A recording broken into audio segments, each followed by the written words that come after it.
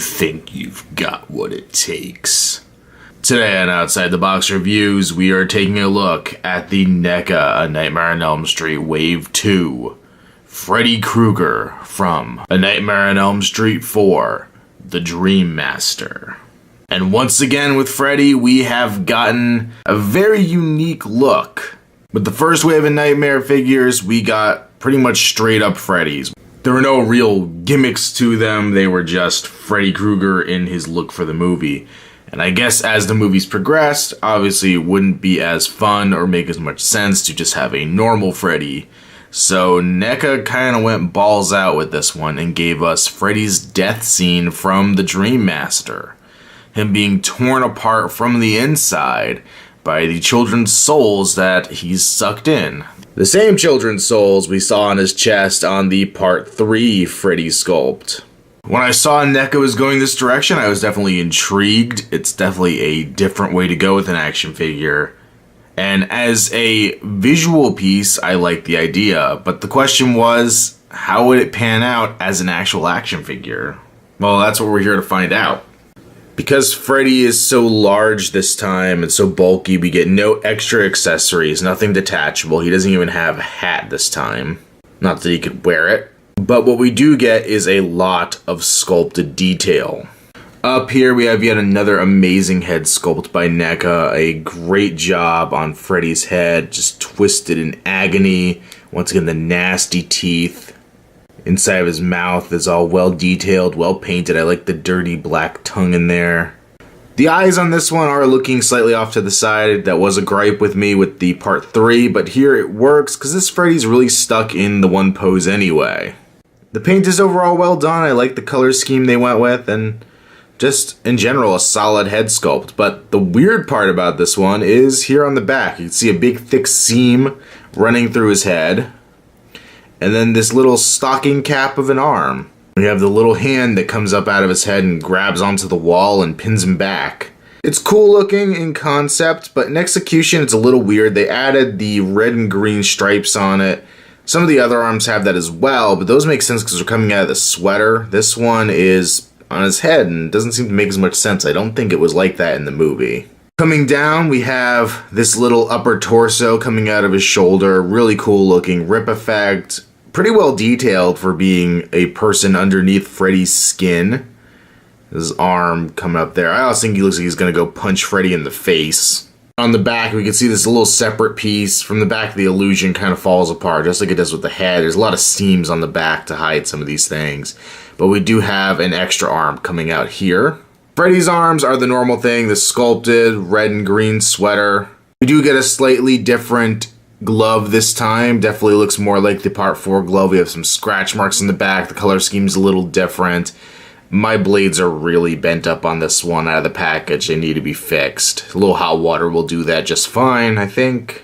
On his other hand, the paint scheme seems a little dark on this one. It seems like Freddy's got a tan on the one hand. He did go to the beach in this movie, so maybe that's what's up, but a little strange there, but still well done. And then here on the chest, we get all the crazy detail. Now, in the past, NECA had given us these soft rubberized chests. This is all hard sculpted, so it's completely different than the other ones in the line. There's some pieces on it that are a little flexible, but all of it just feels a lot harder just because of what they had to do here.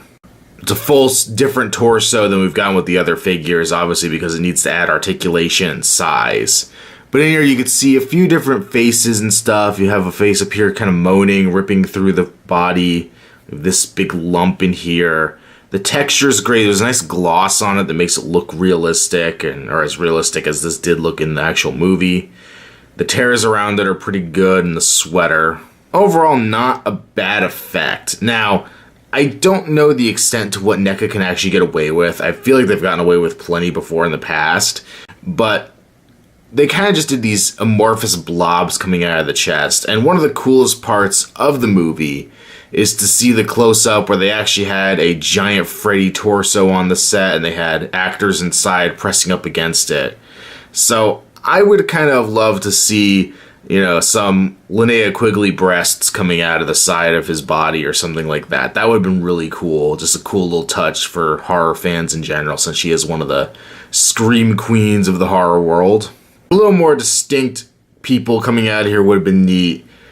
I think maybe NECA tried to go with what you actually see in the full body shots, where they actually had Robert Englund with makeup and prosthetics as opposed to when they had just the torso itself.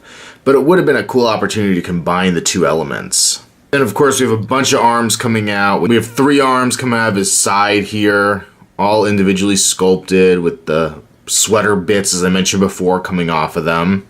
Another 3 here, all different lengths. This one's really long here. My favorite, this one coming out of the front of his chest, just reaching out. It kind of reminds me of the chest burster in Alien, which is kind of neat. I wonder if that was intentional to kind of go chest burster with that. But either way, it's a cool effect. Down here, we have the same pants we get every time. Nothing really to talk about there.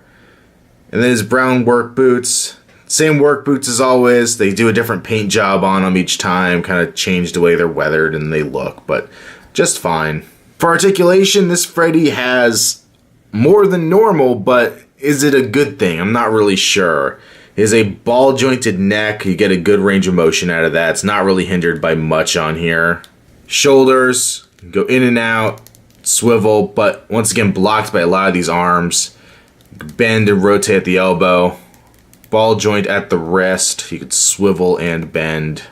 Ball joint at the waist, you also turn side to side a little bit, but because this sweater is hard sculpted, it kind of sticks. Ball jointed feet. And then here on the body, we have this arm back here on a ball joint, little chest arms on a ball joint, and all of these 6 lower arms are on individual ball joints. They could be rotated, they could be moved. Not a great range of motion because it's just a simple ball joint, but you can still get them and pose them in different ways. The only problem is with all this articulation, there's still not a lot you can do with Freddy. He's kind of stuck in his death pose, and one way or another, it's gonna look pretty much the same. Now, I have managed to go and kind of loop these arms down and get his normal arms coming kind of up forward a little bit into some weird spider Freddy look. It doesn't really do much for it, but it's a possibility, but still, no matter what, he's just death scene Freddy. So in the end, what we're left with is a Freddy Krueger figure for the hardcore fan only, and that's how I'm going to recommend this. I am going to give it a very mild recommend. Whatever it is about this figure, I get an enjoyment out of it. I don't get, even with the part 3 that I reviewed previously. There's just more here that makes me happy in some weird way. I really do enjoy this sculpt for Freddy, and even though he doesn't have the articulation as some of the other versions, it's all limited and hindered, it just makes me smile looking at it because it's so unique and so different. And that's one of the things I love about NECA is their willingness to kind of go out there and do this. He's gonna get a mild recommend. If you're not a hardcore fan of the series, if this isn't one of your favorite death scenes in the entire franchise, you're not going to give a crap about this figure, I don't think. But if you enjoy the end of part 4, it's not a bad way to go. It's still pretty fun. As always, make sure you check out Outside the Box Reviews on Facebook. There'll be a link in the bottom bar, as well as if you're watching this video before July 1st, 2013, make sure you enter the Outside the Box Reviews 1,000 subscribers contest. There'll be a link below as well to the instruction video of what you need to do for that. And until next time, this has been another Outside the Box Reviews. And whatever you do, don't fall asleep.